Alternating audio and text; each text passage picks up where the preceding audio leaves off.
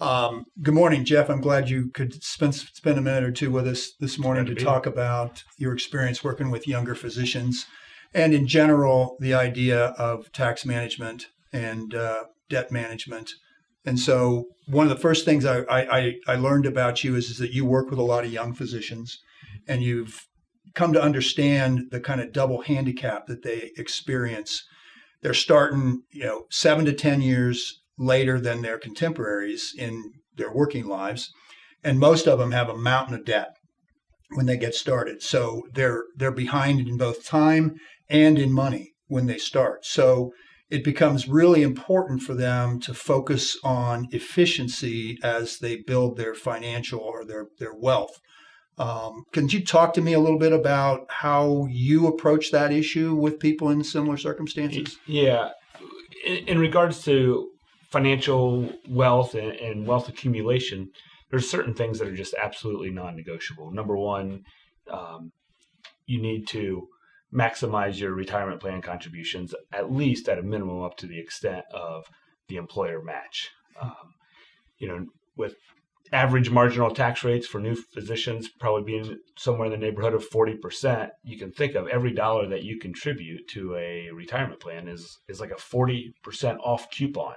Yeah. And you're paying yourself. So why not take advantage of that 40% off coupon when you get all the savings? So every dollar you contribute to a retirement plan, your marginal tax rate, your tax bill goes down by 40 cents on the dollar. So it's a ROI of an immediate 40 cents on the dollar, plus there's probably an employer match. The power of compounding interest is undeniable, and every dollar contributed in your early career is worth $3 or $4 when you get to that retirement. So you have to start early to take advantage of those things. Number two, as you contribute to those retirement plans, your overall adjusted gross income goes down. And that's usually a good thing for those folks on income-based repayments, income-based loan repayment plans. Sure. So, there's all different types of vehicles to take advantage of, and you just have to do it right out of the bat. So, yeah, and what a lot of people don't understand about marginal tax rates is that when you have to pay a non-deductible expense, you have to earn more than what the dollar is that you pay.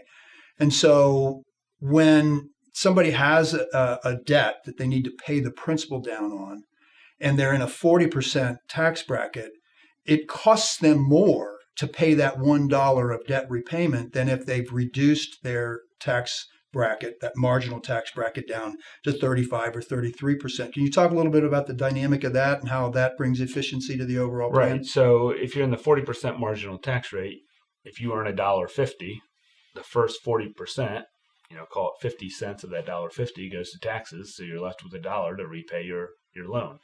Well, if you can get your marginal rate down to the 33% bracket through different types of deductions and different types of contributions to certain plans and certain tax-advantaged investments,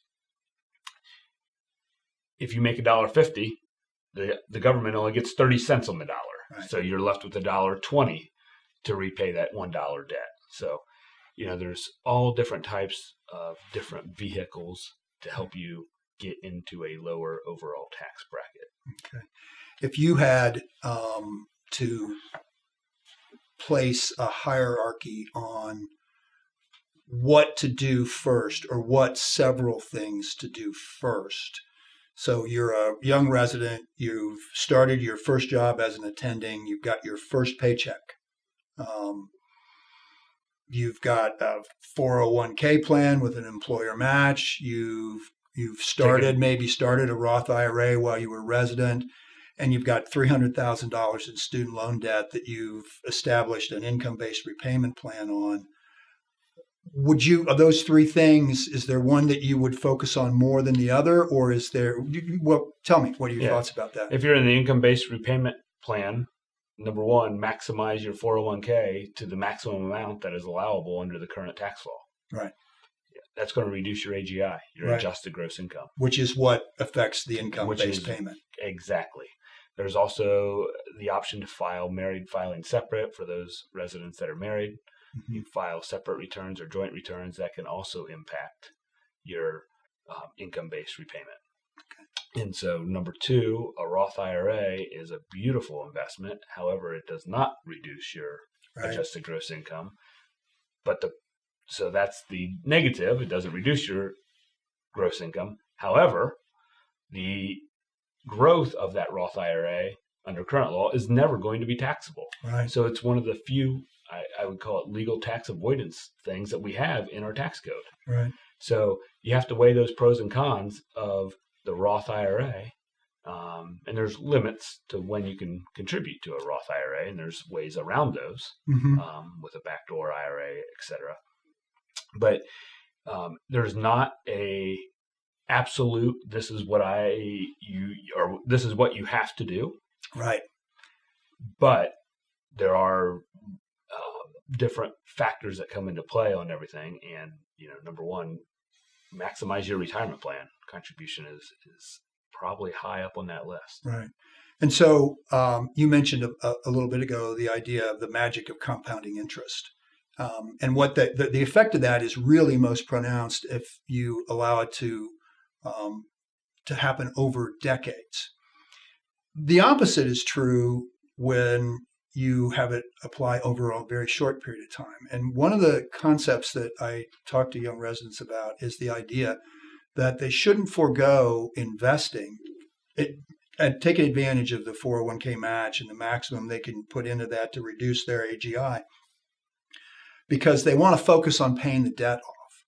Now, and I there's nothing wrong with paying off debt. I advocate that. But I'm never comfortable with somebody who tells me that they want to focus exclusively on paying off their debt before they start investing for the future. And the example I use is if a young couple starts maximum depositing into a Roth IRA, put $11,000 in a year for 30 years, and you get just a 8% rate of return over those 30 years, you'll have $1,246,000 tax-free pot of money at the end of those 30 years.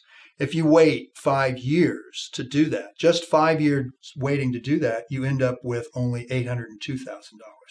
That's a full one-third reduction in the amount you have by just waiting 5 years. Debt, on the other hand, if you keep it short-term, the interest you pay on that is not so damaging. It's really damaging when you extend it out for long periods of time.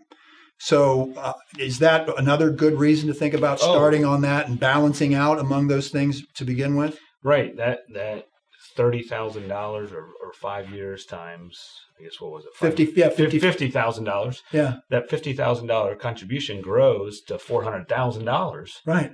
That is all completely tax-free. If you would have just waited, if you would take that $50,000 and pay off your debt, great, you're out of debt a little bit sooner, but that cost you $400,000 right. long term. Great way of putting it. And so what is the bigger bang for your buck? Obviously, to put $50,000 into a Roth to get $400,000 is a heck of a lot better than getting out of debt 2 years sooner. Right. Okay. That's great.